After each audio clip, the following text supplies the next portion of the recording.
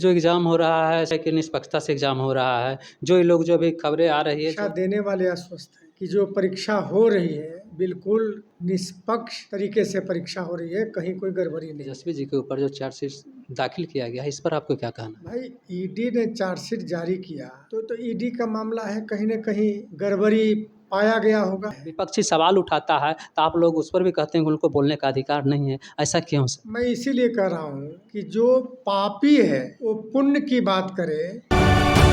नमस्कार, आप देख रहे हैं तीसरा पक्ष न्यूज़ नेट पर। आज हमारे साथ हैं बात करने के लिए जेडीयू के प्रवक्ता निहोरा प्रसाद जी, जो एक जाने-माने प्रवक्ता हैं और उनसे हम जानना चाहेंगे बिहार के कुछ ऐसे मुद्दे पर, इसके साथ अन्य मुद्दे पर भी हम चर्चा करेंगे। लेकिन पहले हम बिहार के मुद्दा पर चर्चा करते हैं।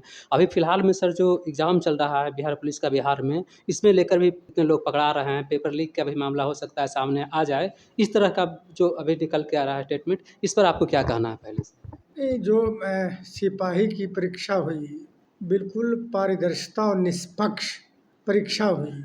परीक्षार्थियों ने भी माना कि जो ऐसी परीक्षा नहीं हमने देखा है जितनी मजबूती और निष्पक्षता के साथ हुई है।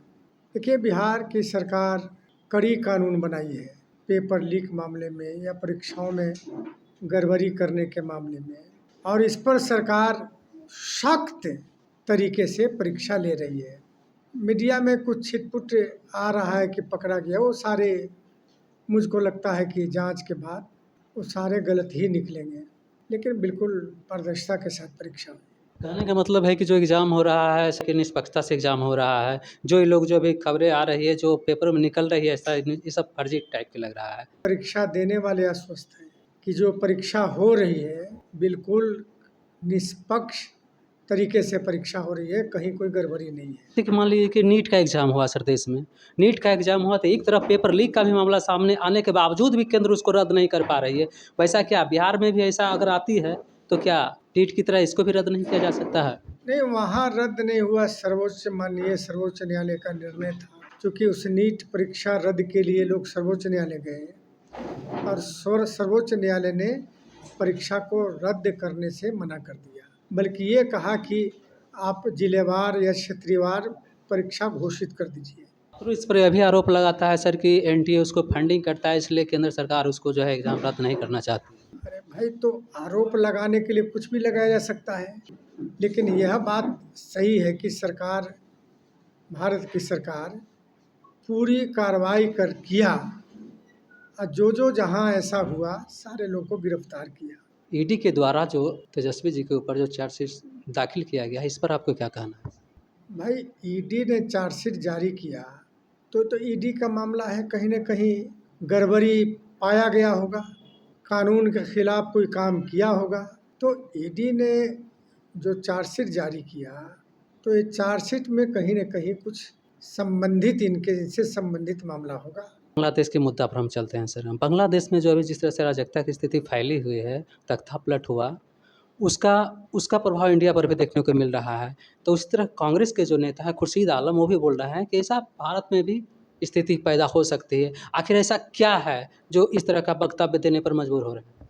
नहीं, बांग्लादेश में जो घटना घटी वो तो भारत को भी चिंतित करता है, क्योंकि पड़ोसी राष्ट्र रहा है भारत और अच्छा संबंध रहा है भारत का, तो थोड़ा भारत को भी चिंता है। लेकिन जो सवाल उठाते हैं कि बांग्लादेश का जिस प्रकार हुआ भारत में भी हो सकता है, देखिए भारत डेमोक्रेसी का मिसाल है दुनिया का, और भारत ही एक ऐसा देश है जहाँ हर जाति हर धर्म के लोग रहते हैं और भाईचारे से रहते हैं, मिल्लत के साथ रहते हैं। जो ये सवाल उठाते हैं शायद भारत के जो नॉर्म्स है, भारत की जो धारा है, उसको नहीं समझ पा रहे हैं। विपक्ष लोग भी भ्रष्टाचार को लेकर सवाल उठाते रहते हैं कि जहाँ तक अभी हम थोड़ा-सा क्राइम पर भी चर्चा कर लेते हैं कि जिस तरह से अभी क्राइम छिट-पुट की घटनाएँ हो ही रही है या हो भी रही है, चाहे सरकार किसी का भी हो। इस पर जो विपक्षी सवाल उठाता है, तो आप लोग उस पर भी कहते हैं कि उनको बोलने का अधिकार नहीं है। ऐसा क्यों सर? मैं इसीलिए कह रहा हूँ कि जो पापी है वो पुण्य की बात करे या दूसरे को कहे कि वो पापी है, तो उसको बोलने का अधिकार है क्या? यानी आपके काल में जितने अपराध हुए बिहार त्राही त्राही माँ किया, घर से निकलना बंद हो गया था। अब वो कहे कि अब अपराध बढ़ गया है, जबकि बिहार में अपराध नियंत्रित है। मैं ऐसा नहीं कहता हूँ, आप लोग पत्रकार हैं, चले जाइए आप मेरी ड्राइव में 2 बजे रात में, बच्चे बच्चियाँ खा पी रहे हैं, खेल रहे हैं, कूद रहे हैं, इंजॉय कर रहे हैं। अपराध रहता बढ़ता तो मेरी मेरी ड्राइव में 2 बजे रात तक रहते क्या? अरे साहब, 9 से 12 का सिनेमा हम लोग इनके काल में नहीं देखते थे डर से। आज तो जाइए तो रात भर जिनको काम रहता है सड़कों पर घूमते हैं।